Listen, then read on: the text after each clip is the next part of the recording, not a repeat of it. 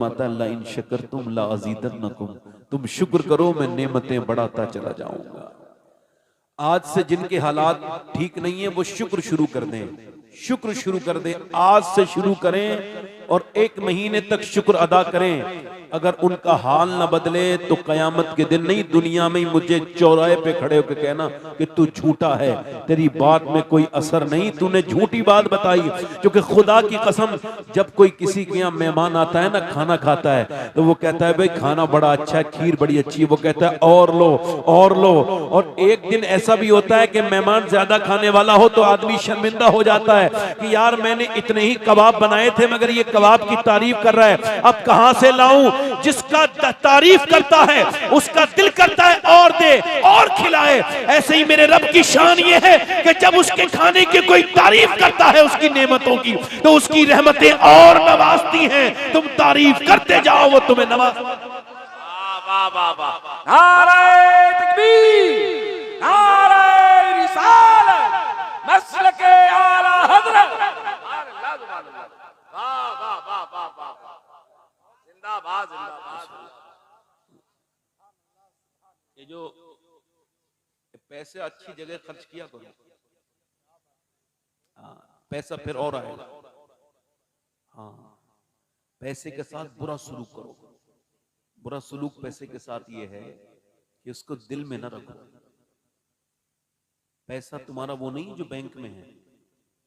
सुनो, हुजूर ने बकरी ज़िबा करवाई, बांट दी, अंदर आए, आयशा कितना गोश्त बचा है?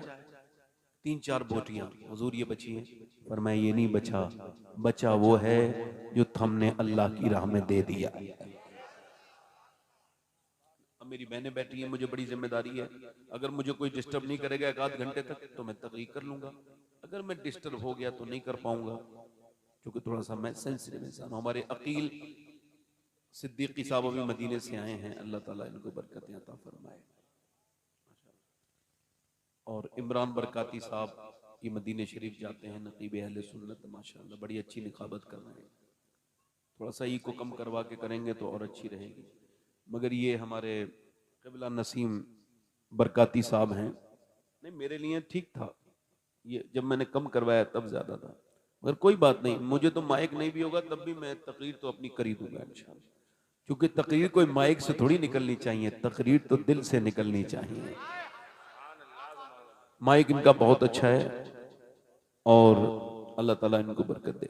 मैं ये हमारे तारीफ भाई ये खतीब अहले सुन्नत जनाब तारिक बरकाती साहब क़िबला हैं, हमारे नसीम बरकाती साहब हैं, सब फैज़ सरकार गौसे आज़म का है, जो महरर से बरेली आया है और बरेली से फिर पूरी दुनिया में फैल गया है। तो मैंने 2-3 शेर लिखे हैं, अभी एक कलाम के कुछ शेर कहे हैं, मैंने उसका मक्ता नहीं कहा है, अगर कहो तो पढ़ दो। ऐसे जरा जोर से दोनों हाथ उठा के बोलो लब्बैक या रसूल अल्लाह, लब्बैक या रसूल अल्लाह। माशाअल्लाह, बिल्कुल सुकून लग रहा है मुझे, कोई आवाज नहीं, अब लग रहा है दिल मेरा। मैं अमीर था कि पला हुआ था सुकूत में, ये जो लोग महवे कलाम हैं मुझे खा गए। और वो जो खुली खुली थी अदावतें मुझे राज थी, ये जो जहर कुंद सलाम हैं मुझे खा गए। जब उनका करम होगा तैबा में जाना है, जब उनका करम होगा तैबा में, जिसे जाना है वो जरा आवाज बढ़ा के बोलेगा। जब उनका करम होगा तैबा में, रो रो कर हाले दिल आका को सुनाना है, रो रो तकबीर, नारे रिसालत, औलादे गौसे आज़म हजरत अल्लामा सैयद शबाहत मियां साहब क़िबला शायर इस्लाम अहमदुल फत्ताह फैजाबादी जिंदाबाद जिंदाबाद।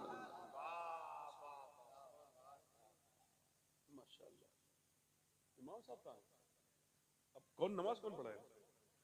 दिल लगा के बोले, जब उनका करम होगा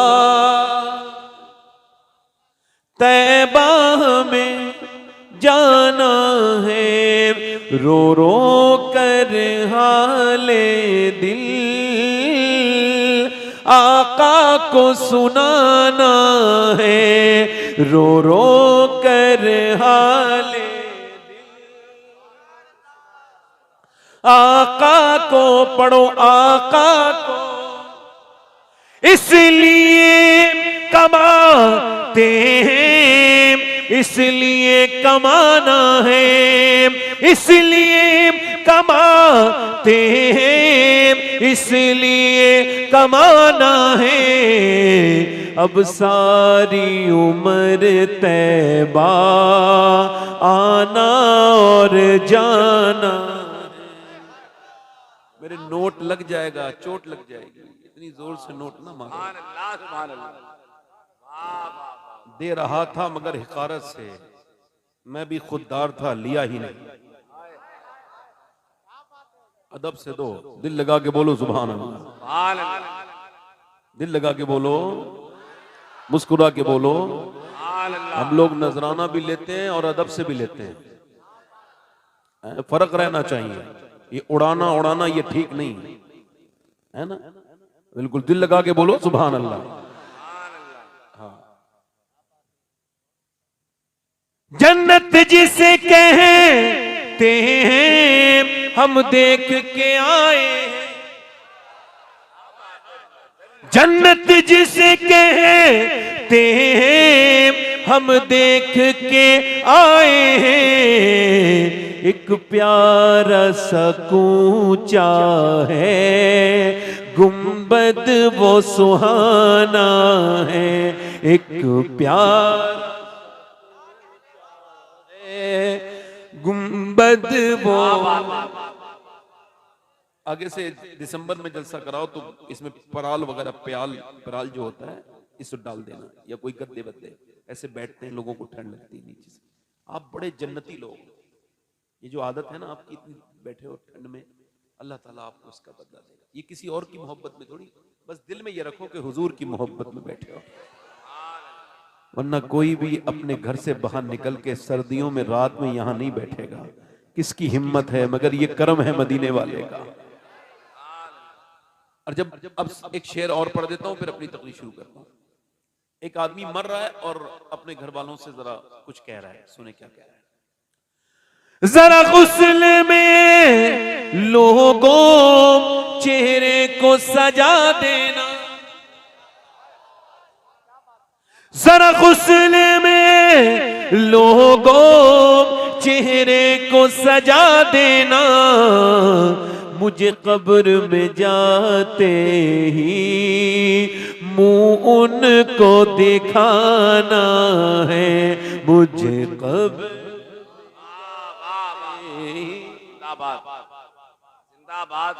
जरा गुस्ल में लोगों चेहरे को सजा देना, मुझे कब्र में जाते ही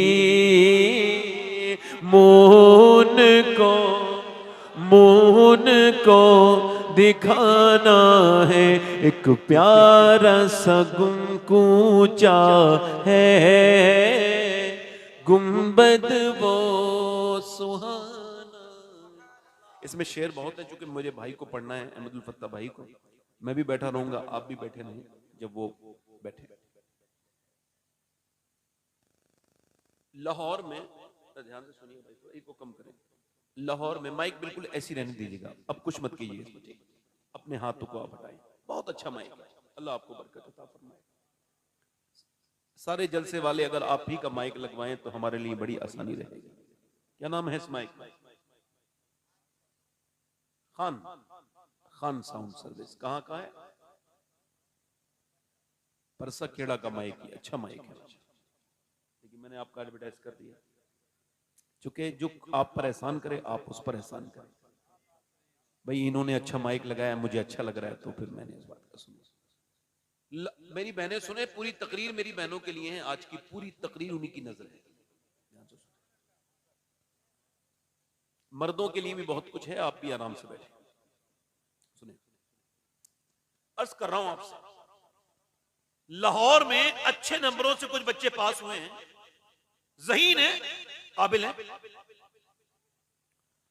अब वो बच्चों की किसी की 7 साल उम्र है, किसी की 8 साल है, कोई 5 साल का है, तो अच्छे नंबरों से जो 5 बच्चों के सबसे ज्यादा नंबर आए पूरे स्कूल में, तो मैनेजमेंट ये कह रहा है ये गरीबों के बच्चे हैं।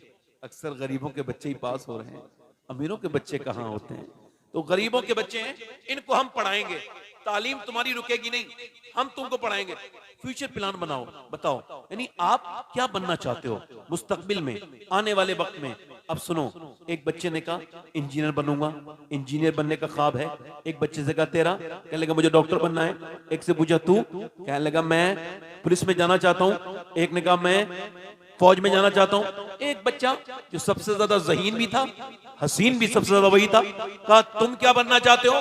बच्चा रोने लगा, मास्टर ने सर पे हाथ रखा, बेटे मुझे मालूम है तू गरीब का बच्चा है, मगर डर मत, तुझे जो बनना है बता, हम तुझे पढ़ाएंगे, लोग पढ़ाने के लिए तैयार है, रो मत।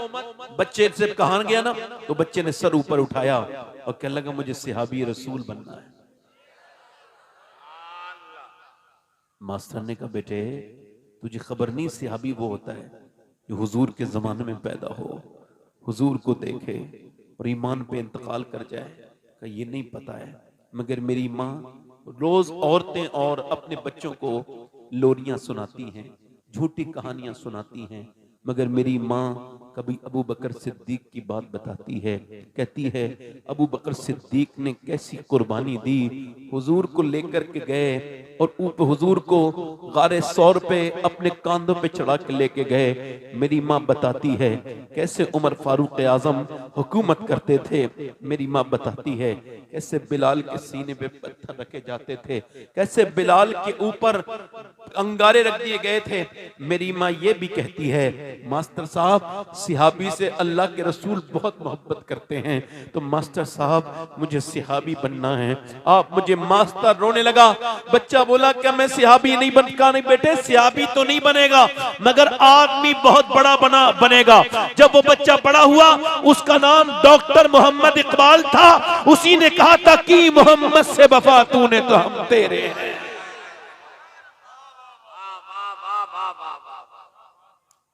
पैदा बच्चों को पैदा कर देना हुनर नहीं है, कमाल नहीं है, उनकी तरबियत अच्छी करना।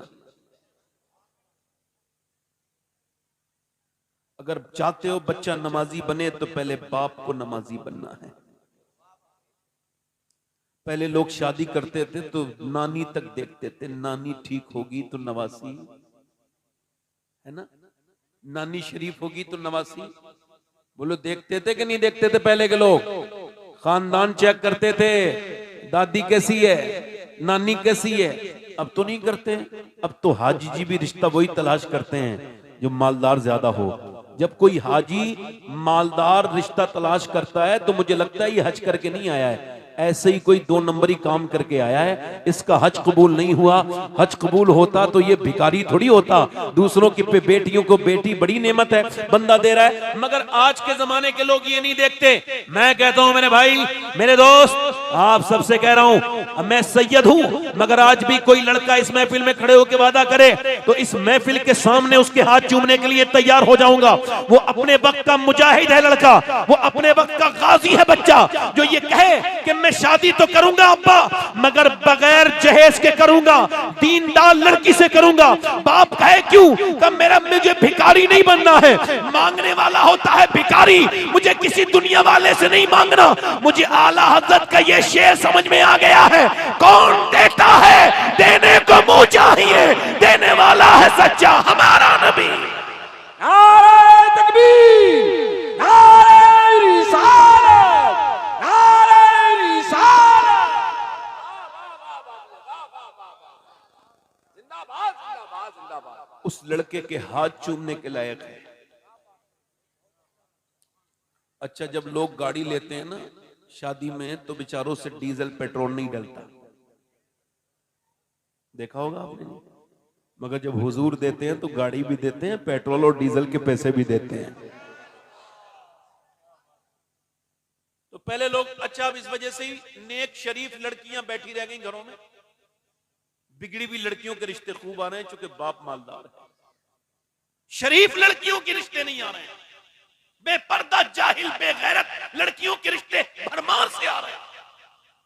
गरीब यही कहता है कोई ताबीज हो जाए, कोई मियां दुआ कर दो मेरे बच्चों की। अब उसे कौन बताए कि तेरे पास पैसा होता तो खूब रिश्ते आते, तेरे घर और कोई मसला नहीं है, सिर्फ पैसे का मसला है। उस गरीब बाप से अगर ये भी कह दो तो उसका और दिल टूट जाएगा। वरना अमीरों के घर भी तो अमीरों की लड़कियां भोंडी हो बेकार हो मगर खूब शादी हो रही है, पैसे से सारे ऐप ढक गए। मगर जब वही बिगड़ी हुई आती है तो सबको नाक चने चबा देती है, सबकी हैसियत बता देती है, वो उन सारे ठेकेदारों को घर से निकाल देती है। जिस लड़के के लिए जहेज मांगा था वही लड़का छीन लेती है।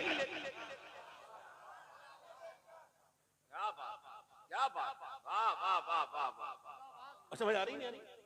समझ आ रही? बिल्कुल ध्यान दो, मेरी तरफ गौर करो, मेरी बात गलत तो नहीं है। अब वो ससुर कह रहा है मेरी बहू मुझे समझती नहीं, मेरी बहू मुझे समझती नहीं। बहू कहती है मेरे बाप से तूने जहेज लिया था, तजारत करने वाले जालिम, मेरे बाप ने जमीन बेच के तुझे जहेज दिया। अब तू कार में बैठेगा, तेरी हैसियत नहीं है, तू कदम रख के देख। वो तुझसे प्यार नहीं करेगी तूने जिसके ऊपर जुल्म किया, प्यार वो करेगी जिसे एक जोड़ी कपड़े में लेके आएगा। वो तुझसे मोहब्बत करेगी, वो तुझे इज्जत देगी चूंकि तूने उसको इज्जत दी है। पहले लोग देखते थे नानी देखो नानी शरीफ है तो फिर बेटी शरीफ है, और बेटी शरीफ है तो नवासी शरीफ है। और इस्लाम कहता नानी देखो, जरूर देखो। नानी देखनी है तो मक्के की खदीजतुल कुबरा को देखो, बेटी देखनी है तो मदीने की फातिमा ज़हरा को देखो, नवासी देखनी है तो करबला की ज़ैनब कुबरा को देखो।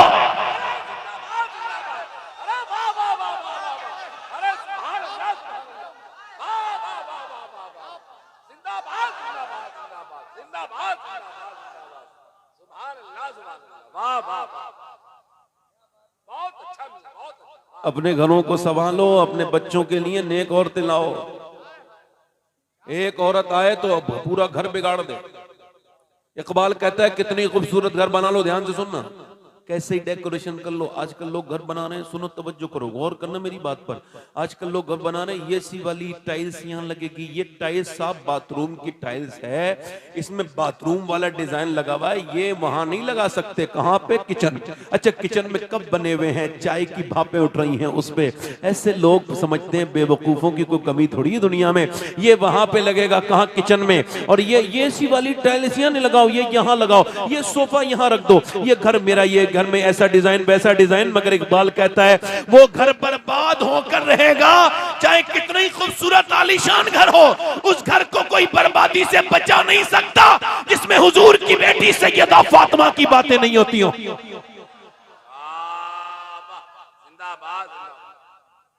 मकान है औरत से, औरत है हया से, और हया बनी है सैयदा फातिमा से।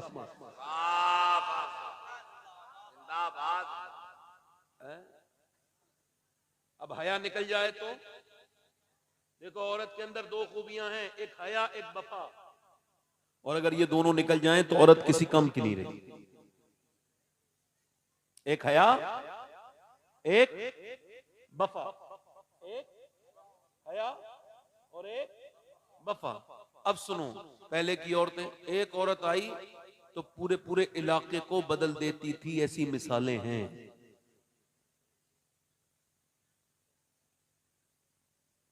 ए बच्चे, ए बेटे, तुमसे दोनों हाथ जोड़ रहा हूं मैं, वैसे मैं एक ही हाथ जोड़ता हूं, तुमसे दोनों जोड़ रहा हूं।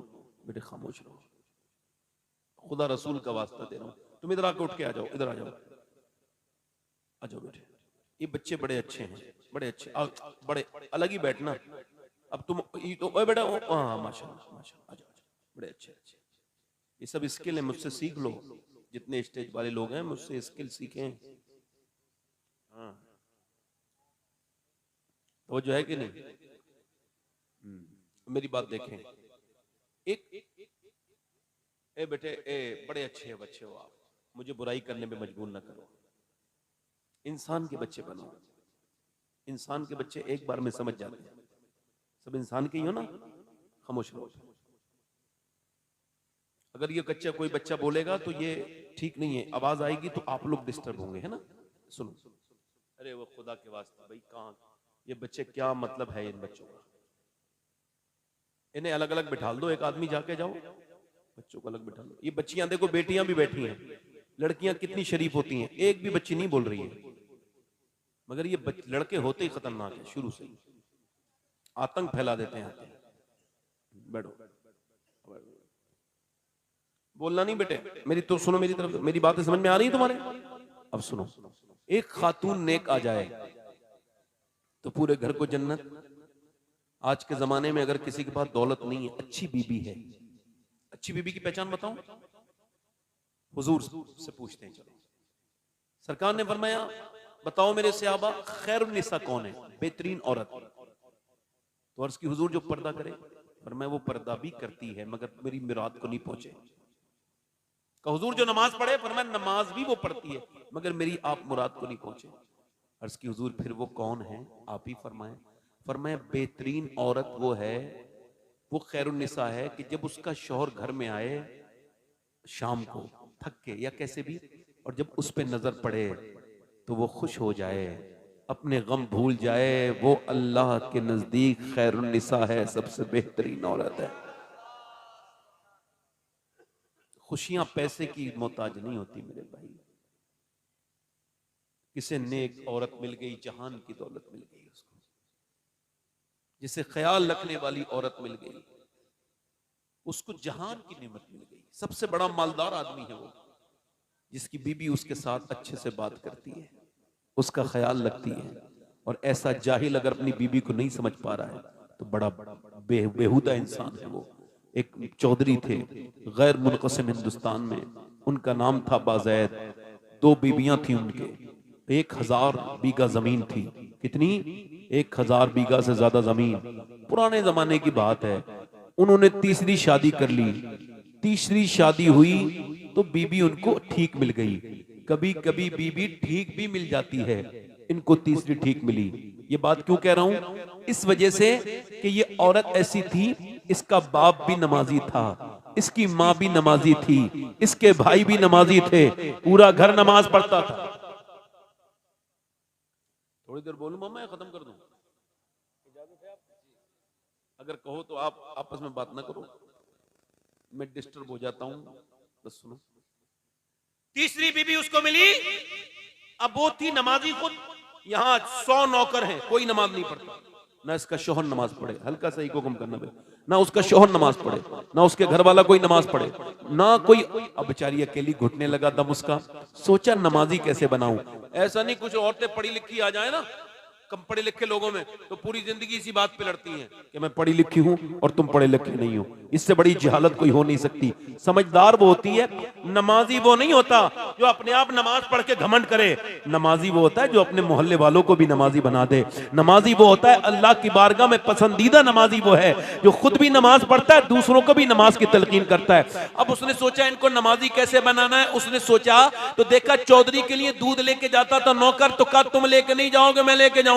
नौकर की औकात कितनी, वो तो हट गया। ये दूध लेकर के गई, अच्छे से खूबसूरत से बना करके इसने दूध में गुड़ डाला, अच्छे से बादाम शदाम डाल के और खूब अच्छे से औटा के लेके गई। चौधरी से बोली लीजिए चौधरी साहब दूध। उसने कहा अरे मेरी 2 बीबियां, वो कभी दूध लेके नहीं आई, मेरे तो नौकर मुझे दूध लेके आते हैं। कहने लगे मेरा ज्यादा हक बनता है आपकी खिदमत करने का, इसलिए चौधरी साहब आप ऐसा करें कि आप ये दूध पी लें। उसने दूध जो है ना वो ले लिया। अब जरा गौर करें, वो दूध पीने लगा, दूध अच्छा लगा। का मैं आपके पांव भी दबाना चाहती हूँ। का क्यों? अपने घर पे अपने अम्मा अब्बा के दबाती थी, अब आपका हक है, तो पांव दबाने लगी। अच्छा वो दबाना भी जानती थी, ऐसे नहीं कुछ लोग पांव दबाते हैं तो और दर्द कर देते, तो उसको दबाने का फन मालूम था। उसने पांव दबाने शुरू कर दिए। दबाते दबाते उसने जैसी दबाया उसको नींद आने लगी, रिलैक्स फील हुआ। और जैसे ही वो सोने लगी, जो जैसे ही वो सोने लगा उसके खर्राटे शुरू हुए। और वो उठी औरत और सराहने जाके बोली चौधरी साहब मैं तो जा रही हूं, आपको भी नींद आ रही है, अगर बुरा ना मानो तो फजर की नमाज के लिए उठा दूं। तरीका देखा, तरीका देखा नसीहत करने का। कुछ लोग बेवजह की नसीहतों में हंगामे पैदा कर रहे हैं। नसीहत कब करना है ये बड़े मुश्किल काम है। नसीहत करने का भी अंदाज है। नसीहत ऐसे करो जैसे मेरे नबी करते हैं। आला हजरत फरमाते हैं मैं निसार तेरे कलाम पर, मिले यूं तो किसको ज़बां नहीं। वो सुखन है जिसमें सुखन न हो, वो बयां है जिसका बयां नहीं। चौधरी था, दूसरा था मर्द। अब दो दो घमंडी, मर्द तो होते ही घमंडी है, हालांकि मैं भी हूं, मगर फिर भी कह रहा हूं 100 किलोमीटर सफर करके आएगा घर में आदमी और आके कहेगा पानी लाओ। अरे तो यार इतना लंबा सफर करके आ गए, 4 आदमी को क्यों परेशान कर रहे हो, उठ के पानी पी लो। मगर नहीं, जहां चलती है वहां चलाता जरूर है आदमी, तवज्जो है नहीं। उसने कहा नमाज के लिए उठा दूं, भाग यहां से, मुझे बात बदतमीज मेरे सामने बात करती है, मुझे समझाती है। वो तो चली गई, मगर अल्लाह वालों का दिल नहीं टूटता, अल्लाह वालों के दिल बड़े होते हैं। उसने अपना रास्ता नहीं बदला। दूसरे दिन फिर आ गई, चौधरी साहब लीजिए दूध, नमाज के लिए गएगी। फिर कहा हुजूर नमाज के लिए देखूंगी, मेरा हक तो ना माने, मेरा हक तो ना छीने, लीजिए दूध तो पीजिए। अच्छा दूध याद आया, कल बहुत बेहतरीन दूध लेके आई थी, दूध पी लिया, ओटा छोटा के। उसके बाद पाँव दबा, तो याद था कल पाँव भी अच्छे दबा के आई थी।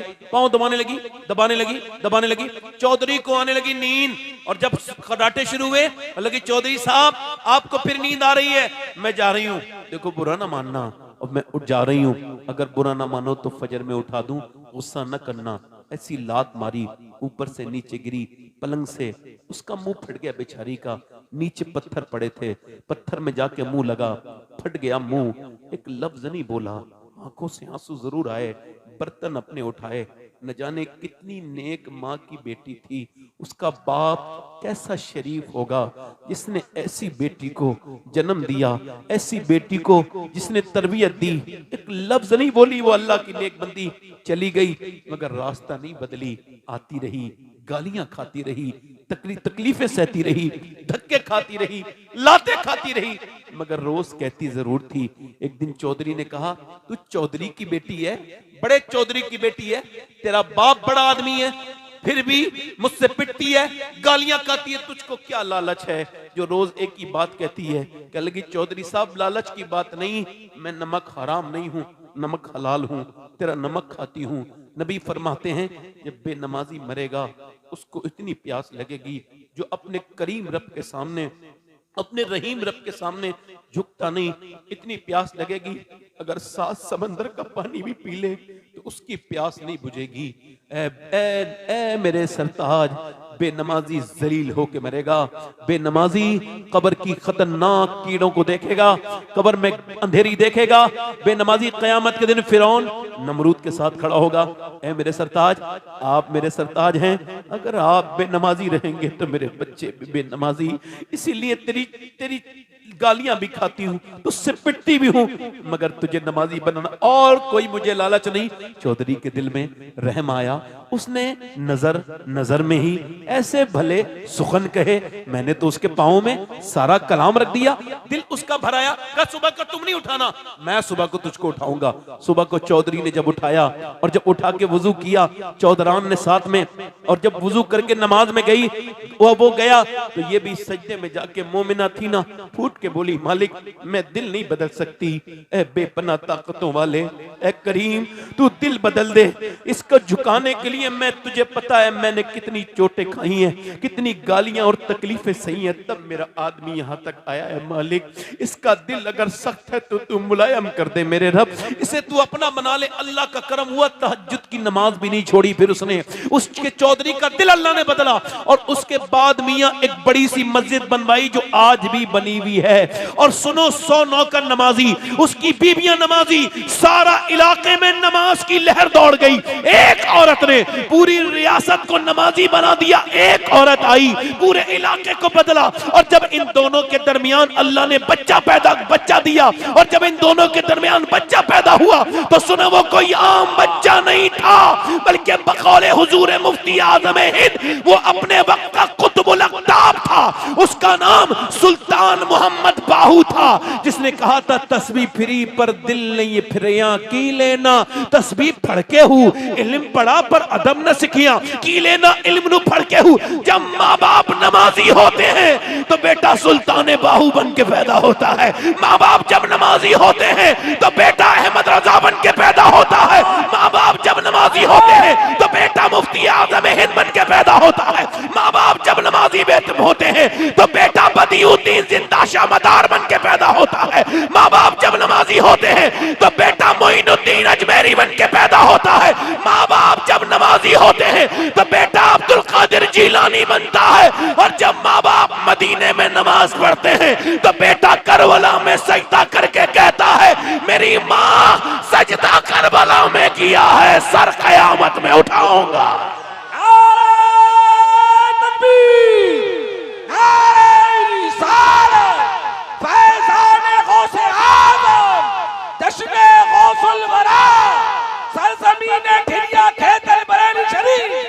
मेरी आंखें ढूंढ रही हैं, मेरी आंखें ढूंढ रही हैं मेरी उन बहनों को, मेरी आंखें उन बहनों को ढूंढ रही हैं जो इंस्टाग्राम में लग गई, फेसबुक में लग गई, बच्चों के लिए उनके पास वक्त नहीं। ढूंढ रही हैं उन बच्चों को। आपको पता है पागल बच्चे कौन पैदा होते हैं? पागल मालूम है? पागल वो बच्चे होते हैं 80%। हॉवर्ड ने रिसर्च किया, उसकी साइट पे जाके पढ़ ले कोई। वो कहता है जो बच्चे माँ के पेट में थे तो बाप ने माँ को मारा, 80% वो बच्चे पागल हो जाते हैं। यानी माँ अगर टेंशन में है तो बच्चे के दिमाग, समझ रहे हो मेरी बात को? नहीं। कितना बड़ा जाहिल है वो आदमी जो अपनी बीवी को प्रेगनेंसी में मारता है।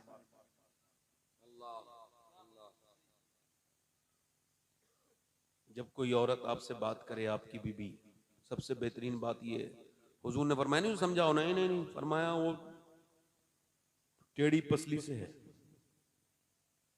हाँ उसे बर्दाश्त करो, बस बाहर निकल जाओ, मारना तोड़ना नहीं। हुजूर ने फरमाया बीवी को मत मारो। कितनी बेहतरीन बात कही हुजूर ने।